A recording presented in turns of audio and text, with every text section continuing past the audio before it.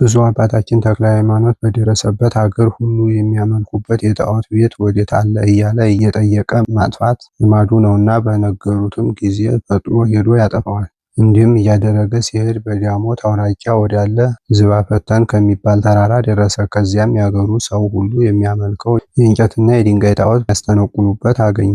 በዚያም አጋንንት ይገለጹላቸዋል። የሚያመልኳቸውም ሰዎች ደም እያፈሰሱ ይሰውላቸዋል። ብፁዕ አባታችን ተክለ ሃይማኖትም እኒህን ጣዖቶች አይቶ ድንጋይ አንስቶ ቀጠቀጣቸው፣ ቦታውንም አጠፋባቸው፣ ወንበራቸውን ገለበጠባቸው። ፀሐይ በገባም ጊዜ ብፁዕ አባታችን ከዛፍ ስር ቆሞ ሲጸልይ ወደሱ አጋንንት በዝተው እየተንጋጉ መጡ። የተውንልህ የሸዋ ክፍለ ሀገር ሁሉ አልበቃህምን ብለው ጮኸው ተናገሩ። ከዚህም ግዛታችንን ልትከለክል መጣህን? ዛሬስ ሳንገልህ አንተውህም አሉት። እሱን ለማስፈራራት በድንጋይ ወገሩት። የማይቻላችሁ ስትሆኑ በከንቱ ለምን ትደክማላችሁ ብሎ በመስቀል አማተበባቸው። እንደ ጢስ በነው ጠፉ። በነገው የአገር ሽማግሌዎች ሁሉ ለጣዖቶቻቸው ይሰግዱ ዘንድ ተሰብስበው መጡ። ከምድር ወድቀው አገኟቸው። ደንግጠው ጣዖቶቻችንን ምን አገኛቸው? ማን ሰበራቸው? ተባባሉ። የእግዚአብሔር ሰው ብፁዕ አባታችን ተክለ ሃይማኖትም በጌታዬ በኢየሱስ ክርስቶስ ኃይል እኔ ሰበርኳቸው አላቸው። ከኔ እጅ ራሳቸውን ማዳን ካልቻሉ እኒህ ደካሞች ሌላውን ማዳን እንደምን ይችላሉ? ትንፋሽ የሌላቸው እኒህ ድንጋዮች ምን ያደርጉላችኋል? አላቸው። እሱን አይተው ከየት መጣህ አሉት። ብፁዕ አባታችን ተክለ ሃይማኖትም እኔስ ከጌታዬ ከኢየሱስ ክርስቶስ ታዝዤ የምታስቷቸው የጣዖቱን ቤት መስገጃችሁን አፈርስ ዘንድ ከሀገሬ መጣሁ አላቸው። ጌታህስ ከላከህ እስኪ ከኛ እጅ ሲያድንህ እናያለን፣ ጣዖቶቻችንን እንዲያጠፋህ አንተንም እናጠፋሃለን ብለው ይዘው ደበደቡት። ነፍሱ ከስጋው ለመሌት እስኪደርስ ድረስ መከራ አጸኑበት። እኩሌቶቹ ንጉሱ የሚያመልከውን ጣዖቶች ሰብሯልና ንጉሱ ሳያውቅ እንግደለው አሉ። አጽንተው አሰሩት። ከነሱ አንዱ የዳሞት ገዢ የሚሆን ቀፍረውድም የሚባል አንድ ሰው ወሰደው። ለዚህም አገረ ገዢው ጋኔን የሚጥለው ልጅ ነበረው። ይህም አገረ ገዢ ወደ ቤቱ ለመግባት ሲመለስ ልጁ ሊቀበለው ወጣ። ያን ጊዜ ጋኔኑ በሰው ሁሉ ፊት ጣለው። ሁሉም ደነገጡ። ፍስሐ ጽዮንን እኔ ካንተ ምን አለኝ ብሎ ሰይጣኑ ጮኸ። አዲሱ ስምን መጥራት አይቻለኝም፣ መከራ ታጸናብኝ ዘንድ ከዚህ ማን አመጣህ? ቀድሞ የሸዋን ክፍለ ሀገር ሁሉ ተውኩልህ። እነዚህ አይበቁህምን? በሄድኩበት እየተከተልክ ከየሀገሩ አስወጥተህ ሰደድከኝ። ዛሬም ከዚህ መጣህ። በአንድ ሀገር የማታርፍ አንተ ክፉ ሰው ካንተ ወዴት እሸሻለሁ? ወዮልኝ! እኔና አንተ እስክትሞት ስንዋጋ እንኖራለን። ዝም ካላልክ በሞተ ለሚ ልብ አድሬ ወደ ገደል ይጥልሃል። ከዚያ ትሞታለህ፣ እኔም ካንተ አልፋለሁ አለው። አገረ ገዥውም ይህንን ነገር ሰምቶ ደንግጦ እስሩን ፈታው። ከፊቱ ወድቆ እጅ ነሳው። እግዚአብሔር የሚሉት የሰማይ ፈጣሪ አንተ ነህ አለው። ተክለ ሃይማኖትም እኔስ እሱን አይደለሁም የማመልከው የእርሱ ባሪያ ነኝ እንጂ። አባቴ አምላክ የሚባለው ማን ነው? ሕይወት የማገኝበትን ስራ ንገረኝ፣ ልጅህንም አድንልኝ ባለው ጊዜ ብፁዕ አባታችን ተክለ ሃይማኖትም ልጅህን ባድንልህ በእኔ አምላክ ታምናለህን? አለው። አዎን ፈጽሜ አምናለሁ አለው። ብፁዕ አባታችን ተክለ ሃይማኖትም አንተ ርኩስ ሰይጣን በጌታዬ በኢየሱስ ክርስቶስ ስም ከዚህ ከብላቴና ላይ ውጣ ብሎ እጁን አንስቶ በሕፃኑ ፊት ላይ አማተበ። ወዲያው ግመል ዝንጀሮ መስሎ ወጣ። እኔው እወጣለሁ አትንካኝ፣ በእጅህ ባለ እሳት አታቃጥለኝ እያለ ጮኸ። ይህንን ያዩ ሁሉ እያደነቁ ይህም አገረ ገዢ ደስ ብሎት ከቤተሰቡ ከሀገሩም ሰው ጋር በብፁዕ አባታችን ተክለ ሃይማኖት ቃል በጌታችን በኢየሱስ ክርስቶስ ስም አመነ። በዚያች ቀን በሦስቱ ስም አጠመቃቸው። አገረ ገዢውን ስሙን ገብረ ዋህድ ያለው፣ ሚስቱንም ወለተ ዋህድ ያላት፣ ልጁንም ተክለ ዋህድ ያለው። ከጥቂት ቀን በኋላ አባታችን ተክለ ሃይማኖትን የያዙት የአገሩ ሰዎች ሽማግሌዎች መጥተው አገረ ገዢውን ጣዖታችንን ያጠፋ ይህን ሰው ከንጉሱ ዘንድ እስክናደርሰው አጽንተህ ጠብቅ ስላሉት ይህም ሹም ደህና አድርጌ እጠብቀዋለሁ አላቸው። ብፁዕ አባታችን ተክለ ሃይማኖትም ለዳሞት ሰዎች የክርስቶስ ወገን የምትሆን ሃይማኖትን እያስተማረና በሀገራቸው የታመሙትን እያዳነ 3 ወር ተቀመጠ።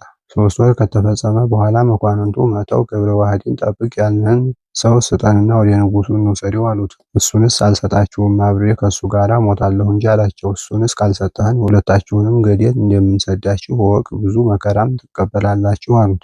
ሊያጣሉት ሊያካስሱት ወደ ንጉሱ ፈጥነው ሄዱ። ከንጉሱ ዘንድ በደረሱ ጊዜ ጌታችን ሆይ አንተ የምትሰግድላቸውን አማልክት የሰበረ ሰው በተራራው ላይ አግኝተን ወደ አንተ እስክናመጣው ድረስ አስረን ጠብቅ ብለን ለቅፍረውድም ሰጠነው። እነሆ ለሱ ጠበቃ ሆኖ ስጠን ብንለው ከሱ ጋር ሞታለሁ እንጂ እሱንስ አልሰጣችሁም አለን ብለው ከሰሱት። ንጉሥ ወይ ያንተን አማልክት ክዷቸውም እንደሆነ አናውቅም አሉት። ንጉሱም ሰምቶ እጅግ ተቆጣና ሁለቱንም አስራችሁ አምጡ ብሎ ኃይለኞች አሽከሮቹን ላከ። መልእክተኞቹም ከቅፍረውድም ቤት በደረሱ ጊዜ ብፁዕ አባታችን ተክለ ሃይማኖትን ጋኔን ሲያወጣ የእግዚአብሔር ጌትነቱን ቸርነቱን ለሀገሩ ሰው ሁሉ ሲያስተምር አገኙትና እሱንም ገብረ ዋህድንም አስረው ወሰዷቸው። በጎዳና ሲሄዱ ገብረ ዋህድ የአባታችን ተክለ ሃይማኖትን እንግዲህ አንተ የእግዚአብሔር ወዳጅ ስማኝ ልንገርህ፣ ከሸዋ የተማረከች ስለ አንድ ሴት ፍቅር ንጉሱ አእምሮውን ካጣ 25 ዘመን ነው። በጣዖቱ ስርዓት ሊጋባት ወዶ ብዙ ሰንጋዎች አረደ። ሳያገባት ለጣዖቱ ሊያሰግዳት አክብራችሁ አምጧት ብሎ አዘዘ። ከጣዖቱ ፊት በቆመች ጊዜ መብረቅ ከሰማይ ድንገት መጥቶ ሁላችን እያየን ነጥቆ ወደ ሰማይ አወጣት። ከድንጋጤው የተነሳ ብዙ ሰዎች ሞቱ። ንጉሱም ከዚያች ቀን ጀምሮ እስከዛሬ ድረስ አእምሮን አጥቶ ኖረ። ከዚህም አእምሮ ማጣት ብታድነው ይተወን ይመስለኛል፣ ይህ ካልሆነ ግን ይገለናል አለው። ብፁዕ አባታችን ተክለ ሃይማኖትም ገብረ ዋህድ መከራ ትፈራለህን? አለ። ፈጣሪያችን በንጉሱ እጅ አይጥለንምና አትፍራ። ይህችም ያልከኝን ሴት ነገር የእግዚአብሔር ቸርነቱን ተአምራቱን ካየህ በኋላ እነግርሃለሁ። ይህንን እየተነጋገሩ ሄደው ከንጉሱ ዘንድ ሲደርሱ መልእክተኞቹ ለንጉሱ መጡ ብለው ነገሩት። ወደ እኔ አምጧቸው ብሎ አዘዘና አምጥተው ከፊቱ አቆማቸው። ብፁዕ አባታችን ተክለ ሃይማኖትን ሀገራችንን የምታጠፋ አንተ ክፉ ሰው ሀገርህ ወዴት ነው ባለው ጊዜ ብፁዕ አባታችን ተክለ ሃይማኖትም አንተ ጎስቋላ አእምሮህን ያጣህ እኔን ሳታውቅ ሀገሬን ትጠይቀኛለህን? አለው። ሞተለሚም ሀገርህ ወዴት ነው ወገንህስ ምንድነው? አለው። ብፁዕ አባታችን ተክለ ሃይማኖትም እኔስ ከምስራቅ የመጣሁ የክርስቶስ ወገን ነኝ አለው። እሱም ከዚህ ማን አደረሰህ? አለው። ብፁዕ አባታችን ተክለ ሃይማኖት በሀገርህ ያሉ ጣዖታትን ሁሉ ላጠፋ ጌታዬ ኢየሱስ ክርስቶስ ልኮኛል አለው። ንጉሱም በሰማ ጊዜ ተቆጥቶ የኔን ጣዖት የምታጠፋ አንተን ሊያመልኩ መጥተሃልን? የኔን አማልክት ባጠፋህ ጊዜ እኔ የእስለንዴኔ ልጅ አንተንም አጠፋሃለሁ አለው። ከዚህ በኋላ ሞተለሚ ወደ ገብረ ዋህድ ተመልሶ ቅፍርወዲም አንተ ትዕቢተኛ ቸልተኛ፣ ይህን ሰው ወደ እኔ እንዳያመጡት የከለከልክ አንተ ነህ አለው። አባቶቼ ያላዩትን በእጁ የተደረገ ድንቅ ድንቅ ታምራት አይቻለሁና አዎን ከልክያለሁ አለው። ምን ሲያደርግ አየህ? አለው። ጋኔን ሲያወጣ ድውይ ሲፈውስ ብዙ ታምራት ሲያደርግ አየሁ። ስለዚህ ከልክያለሁ። ቢሞትም ከሱ ጋር እሞታለሁ፣ ቢድንም ከሱ ጋር እድናለሁ። ንጉሥ ሆይ አሁንም የወደድከውን አድርግ አለው። ንጉሱም ተቆጥቶ እስኪ እሱ ሲያድንህ አያለሁ ብሎ 2 ቀፎ አምጡ ብሎ አዘዘ። ሁለቱንም በ2 ቀፎ አድርጋችሁ የቀፎውን አፍ ዘግታችሁ በእርጥብ ቁርበት ጠቅልላችሁ ጦመ ግራር ወደሚባል ወደ ታላቁ ገደል ስደዷቸው ብሎ አዘዘና እንዲያዘዛቸው አደረጉ። ወደ ገደል በሰደዷቸው ጊዜ ቅዱስ ሚካኤል ከእግዚአብሔር ታዞ መጥቶ ከምድር ሳይደርሱ በክንፉ ተቀበላቸውና የቀፉ ፈጥነው ወጥተው ገደል የሰደዷቸው ሰዎች ሳይመለሱ ከንጉሱ ፊት ሄደው ቆሙ። ብፁዕ አባታችን ተክለ ሃይማኖትም ሞተለሚን አንተ ከሃዲ ገደል ያስጣልኸን እኛ እነሆ መጣን እፈር አለው። ከገደልስ ከቀፎስ ማን አወጣችሁ? አለው። ብፁዕ አባታችን ተክለ ሃይማኖትም ሁሉ የሚቻለው ፈጣሪ ከገደል አወጣን አለው። ይህንን ሲነጋገሩ ገደል የሰደዷቸው ሰዎች መጡ። ባዩአቸው ጊዜ እጅግ ደነገጡ። ቀፈረውዲም በእውነት አምኗል፣ እኛም በዚህ ሰው ፈጣሪ እናምናለን። ከገደል ሞት ራሱንም ሌላውንም ያዳነ በዚህ ሰው ፈጣሪ አምነናል አሉ። ብፁዕ አባታችን ተክለ ሃይማኖትን ፈጽማችሁ እመኑ፣ ኋላም ከዚህ የበለጠ ታያላችሁ አላቸው። ሞተለሚም እኒህ ሰዎች ሲያታልሉኝ በጎዳና ተማክረው ገደል ጣሉ ያልኋቸውን ሳይጥሉ ወደ እኔ መጥተዋል። በውስጣቸው አድርገው የጣሏቸውን ቀፎዎች አምጡ ብሎ አዘዘ። ቀፎዎቹም አፋቸው ቀድሞ እንደተዘጋ ተገኙ። ሌላ ደግሞ 10 ቀፎ አምጡ ብሎ አዘዘና ትእዛዜን ያፈረሱ እነዚህንም በውስጣቸው ጨምሯቸው። ያን መድኃኒተኛም ቀፈረውዲምን እንደ ቀድሞ በቀፎ አድርጋችሁ ወደ ገደል ጣሏቸው በማለት የታመኑ አሽከሮቹን አዘዛቸው። እነሱም እሺ በጀ አሉት። እንዲህም በንጉሱ ዘንድ የታመኑ አሽከሮቹ ወጥተው 10 ቀፎ አሸክመው ንጉሱ ትእዛዜን አፈረሱ ያላቸውን 10 ሎሌዎቹን በ10ሩ ቀፎ ጨምረው ብፁዕ አባታችንን ገብረ ዋህድንም በቀድሞ ቀፏቸው አርገው ወደ ገደል ሊጥሏቸው ሲወስዷቸው የሚደረገውን ያዩ ዘንድ ብዙ የንጉሥ ሰራዊት ተከተሏቸው። ከገደሉ አፋፍ በደረሱ ጊዜ አስቀድሞ ብፁዕ አባታችን ተክለ ሃይማኖትን ጣሉት። ቀጥሎ ገብረ ዋህድን ከእነሱም በኋላ 10ሩን ጣሏቸው። ያን ጊዜ ቅዱስ ሚካኤል ወርዶ እንደ ቀድሞ በክንፉ ተቀብሎ ከሜዳ አውጥቶ ጣላቸው። ዳግመኛም ከቀፎ አወጣቸው። ብፁዕ አባታችን ተክለ ሃይማኖትን በፈጣሪህ እስኪያምን ድረስ ሄደህ ይህንን ከሃዲ አያሳፍረው አለው። እኒህም ገደል የሰደዷቸው ሰዎች የወደቁ መሰላቸው እንጂ እግዚአብሔር መልአክ እንዳወጣቸው አላወቁም። እኒህም በንጉሱ ዘንድ የታመኑ ሰዎች ቁጥራቸው 24 ነበር። ብፁዕ አባታችን ተክለ ሃይማኖትም በንጉሱ በር ፊት ለፊት ሆኖ ይህንን ተአምር ያደረገለትን እግዚአብሔርን አመሰገነ። እኒህም የንጉሱ ወገን የሚሆኑ ሰዎች ከፊቱ ወድቀው ሰገዱ። ብፁዕ አባታችን ሆይ በአምላክህ አምነናል። አንተ አምላክ እንዲሆንክ አስረድተህ ንገረን፣ ሰውም እንዲሆንክ የምንጸድቅበትን አስተምረን አሉት።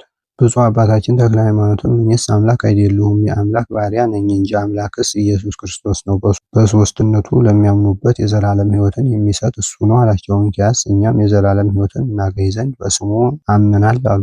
ከዚህም በኋላ ብፁዕ አባታችን ተክለ ሃይማኖት ወገኖቹን አስከትሎ ወደ ንጉሡ ገብቶ አንተ ከሃዲ እፈር፣ በጌታዬ በኢየሱስ ክርስቶስ ኃይል ላሳፍርህ መጥቻለሁና አለው።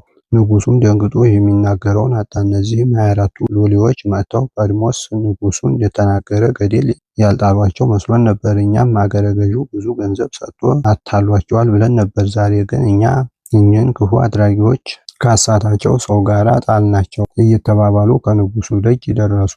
አፋቸው እንደ ቀድሞው ተዘግቶ 12 ቀፎ አገኙ። ደንግጠው ወደ ንጉሡ በገቡ ጊዜ 12ቱን ሰዎች ከንጉሡ ፊት ቆመው አገኟቸው።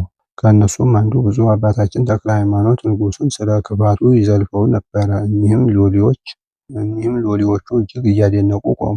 እናንተም ከዚህ ከሐሰተኞች ጋር አንድ ሆናችሁን? ገደል ለምን አልጣላችኋቸውም? አላቸው። እኒህም የታመኑት አሽከሮቹ ንጉሥ ሆይ እኛስ አንተ እንዳዘዝከን ፈጥነን ጣልናቸው፣ ሐሰትም እንዳልነገርንህ ሰራዊትህን ጠይቃቸው። ስንጥላቸው ያዩ ከእኛ ጋር ብዙ ጎብኚዎች ነበሩና፣ ነገር ግን ዛሬ ድንቅ ነገር አየን። እነሆ 12ቱ ቀፎዎች እንደ ቀድሞ አፋቸው እንደተዘጋ ከደጅ ላይ አሉ። በውስጣቸውም ጨምረን የጣልናቸው ሰዎች እነሆ ከፊትህ ቆመዋል። ንጉሥ ሆይ ምን ትላለህ? የዚህ የእንግዳ ሰው አምላክ ቢያድናቸው ነው እንጂ ሌላ ማን አዳናቸው? እኛም ዛሬ ከሞት በሚያድን በዚህ ሰው አምላክ አምነናል። ርኩሳን ለሚሆኑ ለአንተ ጣዖት አንሰግድም አሉት። ብፁዕ አባታችን ተክለ ሃይማኖትም ልጆቼ ፈጽማችሁ እመኑበት፣ የሚያድነው ከሞተ ሥጋ ብቻ አይደለም ከሞተ ነፍስም ነው እንጂ አላቸው። ብፁዕ ሆይ ሁላችንም በአንተ አምላክ አምነናል ብለው ጮኸው ተናገሩ። ንጉሡም በብፁዕ አባታችን ተክለ ሃይማኖት ላይ ብዙ ተቆጥቶ አንተ ክፉ ሰው ከአገርህ አስወጥተው የሰደዱህ ከዚህ ትነግስ መስሎሃልን? ብሎ ጦር በእጁ አንስቶ ብፁዕ አባታችንን ተክለ ሃይማኖትን ሊወጋው ወዶ ሳለ ጦሩ ተመልሶ በእጁ ላይ ተጠመጠመና እንደ ሰም ከላዩ ላይ ተጣበቀ።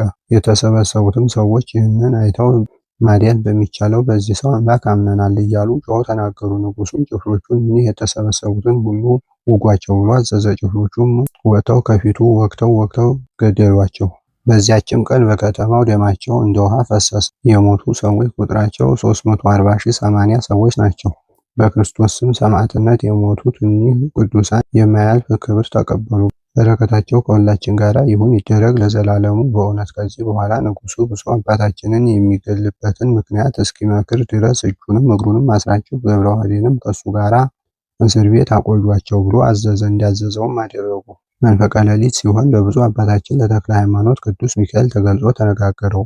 ወዳጄ ተክለ ሃይማኖት አትፍራ፣ ብዙዎቹን ሰዎች እነሆ ወደ አምልኮተ እግዚአብሔር ተመልሳቸዋለህ፣ ጽና፣ በርታ፣ ድል የምታደርግበት ስልጣን ተሰጥቶሃልና አለው። ይህንም ብሎ እሱንም ገብረ ዋህድንም ከእስራታቸው ፈታቸው። በነጋም ጊዜ ንጉሡ ተክለ ሃይማኖትን አምጡት ብሎ ወደ እስር ቤቱ መልእክተኞችን ላከ። ፊቱ እንደ ፀሐይ እያበራ ቆሞ ሲጸልይ አገኙት። መልእክተኞቹም ንጉሥ ይጠራሃል አሉት። ብፁዕ አባታችን ተክለ ሃይማኖትም ከልጁ ከገብረ ዋህድ ጋር ሄዶ ከንጉሥ ፊት ቆመ። ንጉሡ መልእክተኞቹን ከእስራታቸው ማን ፈታቸው አላቸው። ቆሞ ሲጸልይ አገኘ ነው እንጂ የፈታውን አናውቅም። እጆቹም እግሮቹም ተፈተው ገብረ ዋህድም ከእሱ ጋር ሆኖ አገኘ ነው እንጂ አሉት። ማን ፈታህ አለው። ብፁዕ አባታችን ተክለ ሃይማኖትም አእምሮህን ያጣህ አንተ ጎስቋላይ፣ ፈጣሪን ኃይል እስከ መቼ ድረስ ትጠይቀኛለህ? ትናንት ከእጅህ ያዳነኝ ማን ነው ብሎ ጥያቄውን በጥያቄ መለሰለት። ትናንትስ በመድኃኒትህ ዲያንክ ብሎ ቀኝ እጁ ትናንት በያዛት ጦር ተጠቅልላለችና በግራ እጁ ጦሩን አነሳና ብፁዕ አባታችን ተክለ ሃይማኖትን ሊወጋ ወዶ ጦሩ ከእጁ ጋር ተጣበቀች። ክንዱ ሰለለ፣ ደረቀ፣ እንደ ድንጋይ ሆነ። እኔን ገድሎ መንግስቴን ይቀማኝ ዘንድ የአገሬን ያጠፋ ዘንድ ይህ ሟርተኛ ከየት መጣ እያለ ጮኸ። ብፁዕ አባታችን ተክለ ሃይማኖትም እኔ የመጣሁ ልገልህ አይደለም፣ አንተንም ላድን አገርህንም በሃይማኖት ላንጽ ነው እንጂ መንግስትህንም ውሾች እንደሚረግጡት እንደ አደባባይ ጭቃ ይመስለኛል። መንግስትህ ይቅርና ከቤትህ የምድር ትቢያስ እንኳ አልሻም። አትጩህ፣ በፈጠረህ እመን ያድንሃል። ይኸውም ባይሆን ያንተን አማልክት አድኑ ይበላቸው ባለው ጊዜ ከአማልክት በኩል በሽታ የሚያድን የቱ ነው አለ። ሰይጣኑም ከሩቅ ቆሞ ሞተ ለሚን ይህን ሰው ብትገለው እኔ አድንህ ነበር ብሎ ጮኸ። እሱም ግደሉት ብሎ አዘዘ። ጭፍሮቹም ይህ ሰው በምን ይሞታል? ጦርም አይገድለውም፣ ገደልም አይቀበለውም አሉት።